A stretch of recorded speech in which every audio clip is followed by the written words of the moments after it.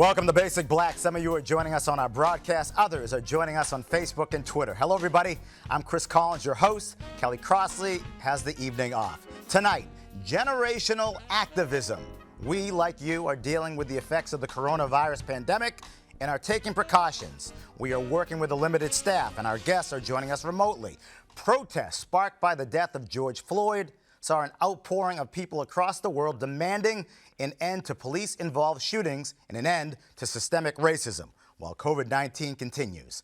The protesters willingly took to the streets and continue to do so, voicing their outrage. But we also saw how activism has evolved with activists who are multicultural, predominantly younger and users of social media and technology. What does activism look like today, and what are the differences and commonalities from movements in the past? And how can people involved move from protesting to affecting real, viable, visible change? Joining us tonight, Denise Warnham, a youth organizer and activist with Youth on Board. Dr. Tony Vandermeer, senior lecturer in Africana Studies at UMass Boston. Dr. Vandermeer has also been a social justice activist for over 40 years. Dr. Kelly Carter Jackson, assistant professor of Africana Studies at Wellesley College. And Philip Martin, senior reporter, WGBH News Center for Investigative Reporting. We welcome you all to a powerful and what I proved to be a amazing, moving show. And let's start on the campus of Wellesley College. Dr.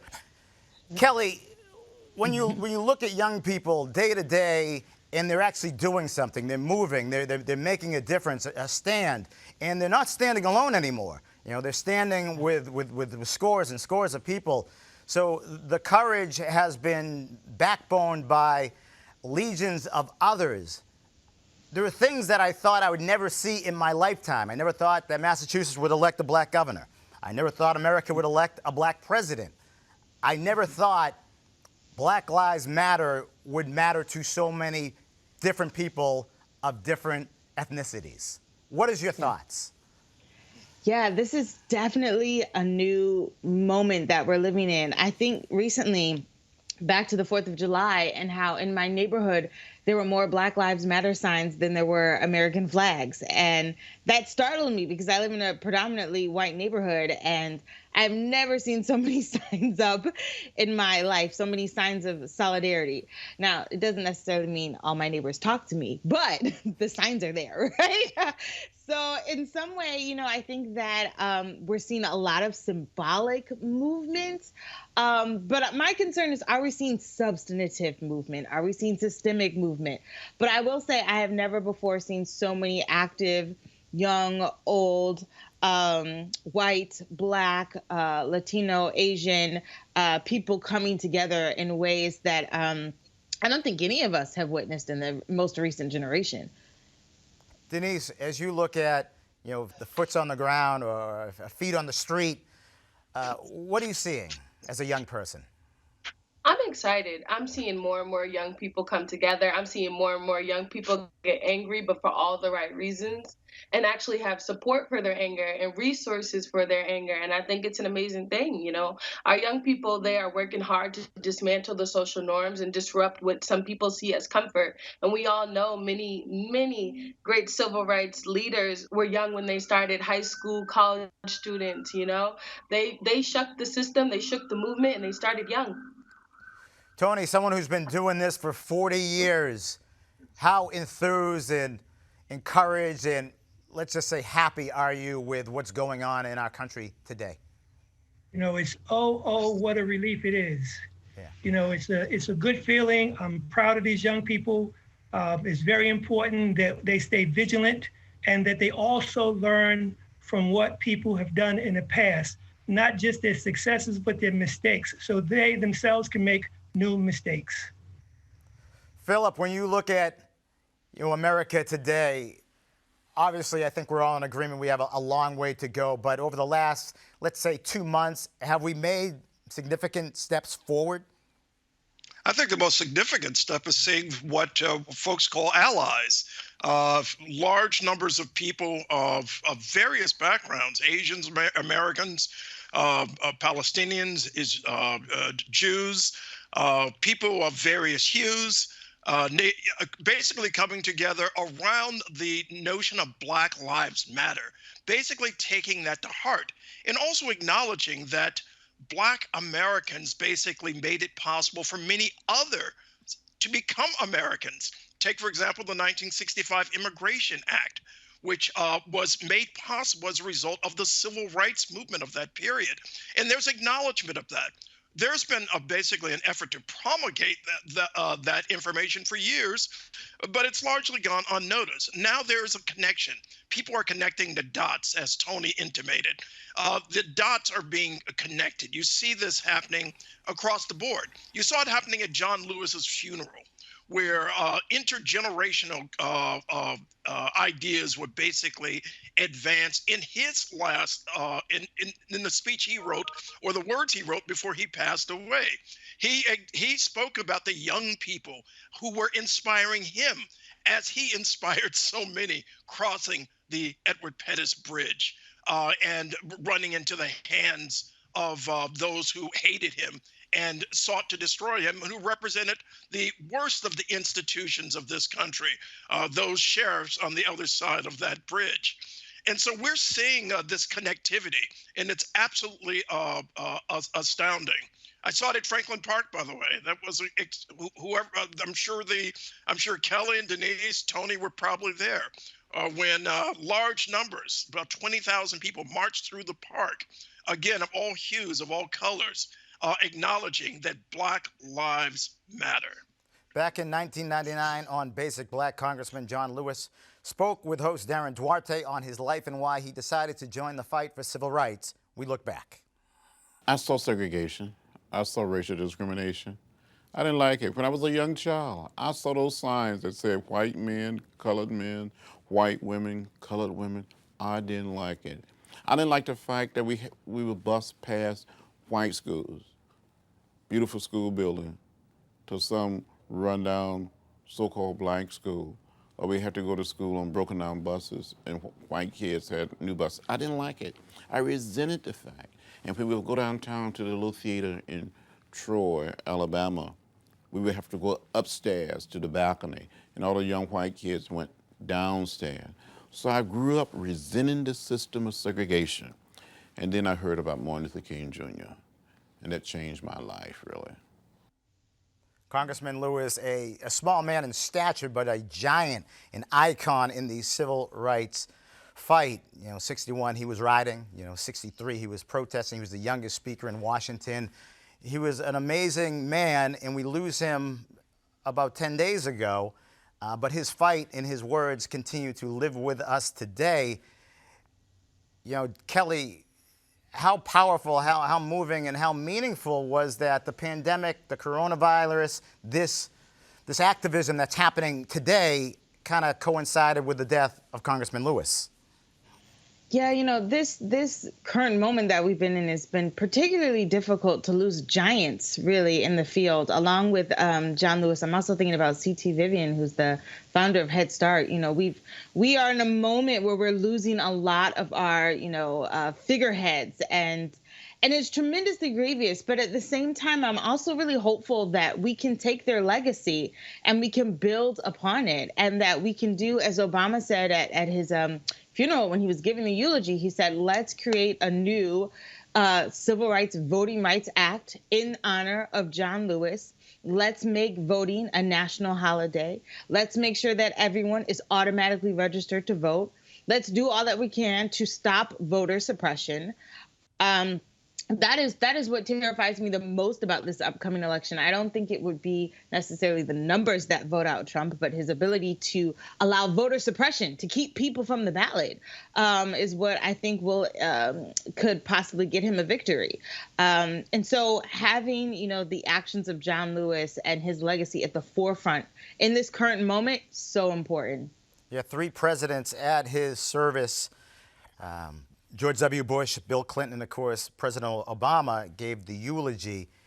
And, as encouraged and as enthusiastic as I am about this, let me go back to you, Denise. How does this stay front and center in our lives? How does this not get pushed to the background and say, all right, we had our moment, black people, people of color had their time. Now it's going back to business as usual. That just doesn't exist to me. It doesn't even sound right. It's crazy to think that there's only a time where we can matter, a time where these things are relevant, because it's our lives every single day for the rest of our lives. It is our lives to be Black. It is who we are. Actually, something that John Lewis said that I wrote down is that we may not have chosen the time, but the time has chosen us. And I think that runs real deep. And I think a lot of our young people are feeling that. Our young people are our risk takers. They put themselves out there. And I think as long as we continue to do that and keep putting ourselves out there and keep gathering our allies around us, the time's not going to stop. It's only going to grow. Protesting, activism, the message, the word. Philip, very different today in 2020 because of social media and how quickly that message can go global in an instant. Absolutely, Chris. Denise, by the way, that was very inspiring. It's absolutely true. This message, as you say, global. Black Lives Matter was being echoed in Paris, France, Johannesburg, South Africa, in Hong Kong. You heard it in Australia, Melbourne. This was in East Timor. They were talking about Black Lives Matter, places that a lot of folks might not even be familiar with on the map. This was extraordinary. And what's particularly interesting about this, Chris, is that folks are not talking just about a slogan. They're talking about the underpinnings that produce this movement: structural racism, systemic racism. To hear those two terms and people actually acknowledging it in polling, Pew, Gallup, is extraordinary. The notion that there's an acknowledgement among white Americans that structural racism is a part of the fabric of America. We always want to deify what is American without understanding that, as the 1619 Project has done so well, that this country was built on something that is not to be deified, built on slavery and institutionalized racism. Let me just say one other thing about the reach of social media. There's a new book that's coming out by Isabel Wilkerson, who is the author of The Warmth of Other Suns. It's called Caste. What she is doing, and what's particularly important, and this is being talked about on social media, is that she's trying to get folks to understand what that structure and those systems are about.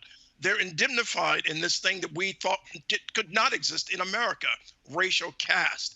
In other words, it's another way of looking at race and its underpinnings here in the United States. And young people, older people, intergenerationally, they're connecting the dots of what basically comprises the United States of America. You know, a word that has been a hot topic, and it will certainly become a hot topic even more so as we head towards the election, the presidential election, is reparations. And reparations are something that, again, polarizing.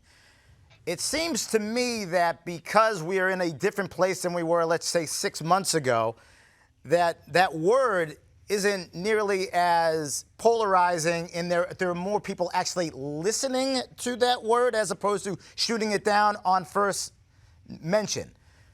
Tony, what are your thoughts on reparation, and what are your thoughts on activism and what younger people need to do going forward? Well, reparations fit in the whole question of restorative justice. And it's an issue that I would say even in Massachusetts that Senator Bill Owens had put on the plate in the 70s as well.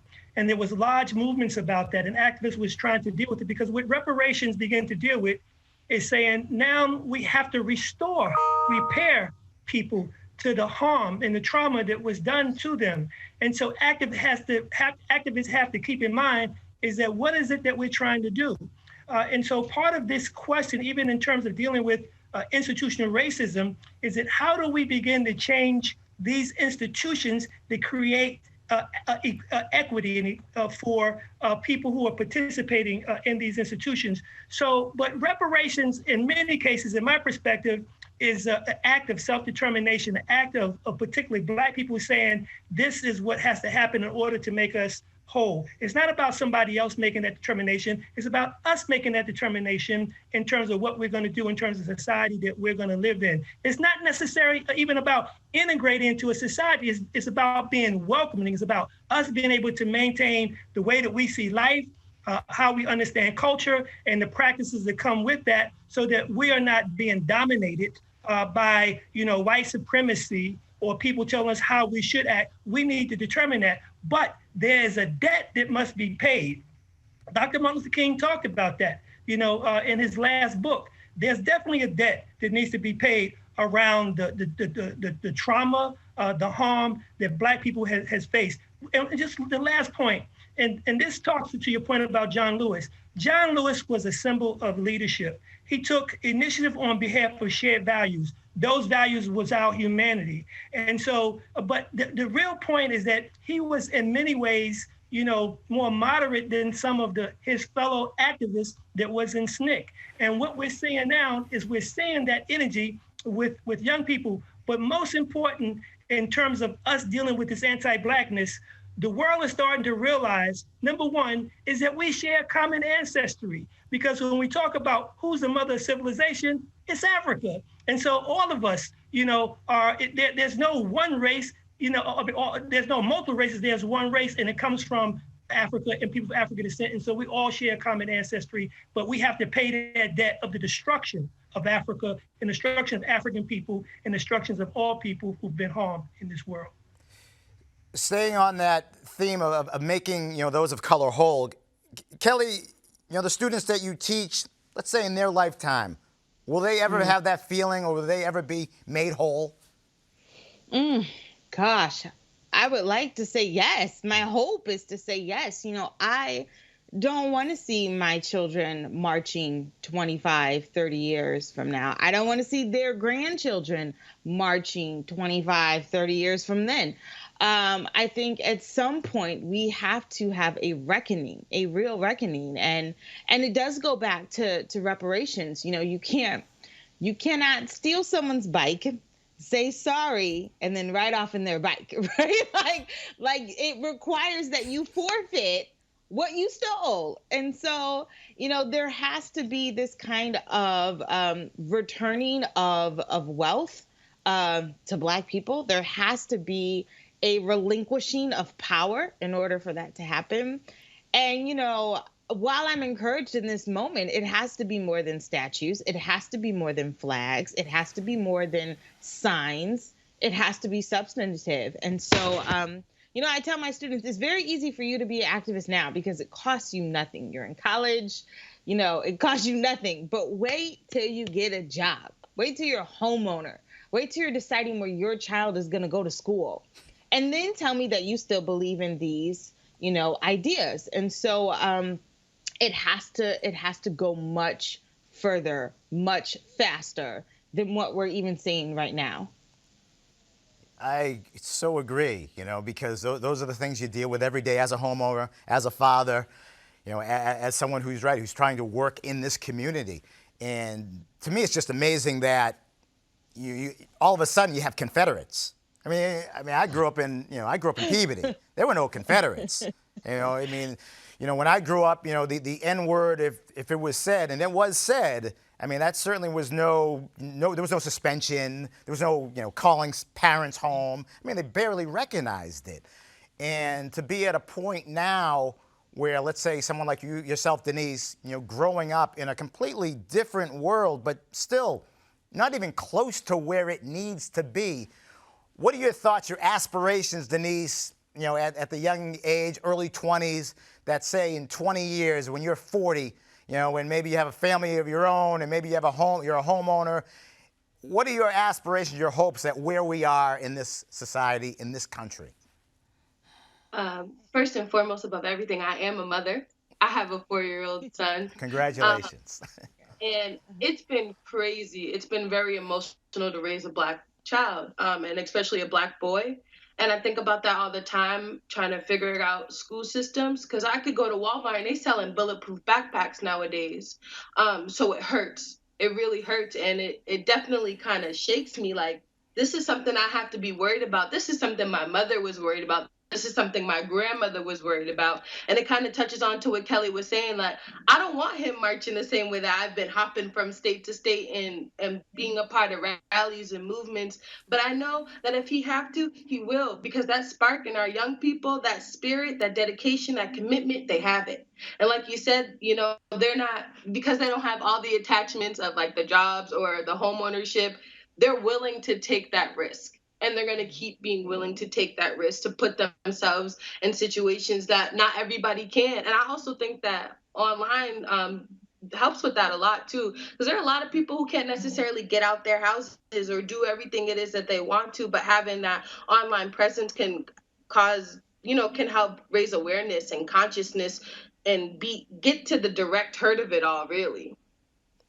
A town or a city that hasn't always had the greatest reputation as far as race relations in Boston. And I don't know if any of you watch City on the Hill on Showtime, but it goes back to really just 1993, and it tells you of some of the police brutalities, and it's kind of based off Ralph Martin, who many of you probably know, and loosely off of Ralph's career and how he was in there fighting the good fight. But that was just 93, where police brutality was so prevalent, in our city. And here we are in 2020, and a whole lot hasn't changed in a lot of perspectives. But, there is a commission. There is people now really actively saying, okay, this is a problem. Philip, is it all lip service, or is there going to be long-term systemic change? I think there has to be systemic change. The difference is, I don't think obviously no one's relying on Washington, especially the highest office, the White House, to implement that change. You're relying on some in Washington, but we're talking about grassroots movements here.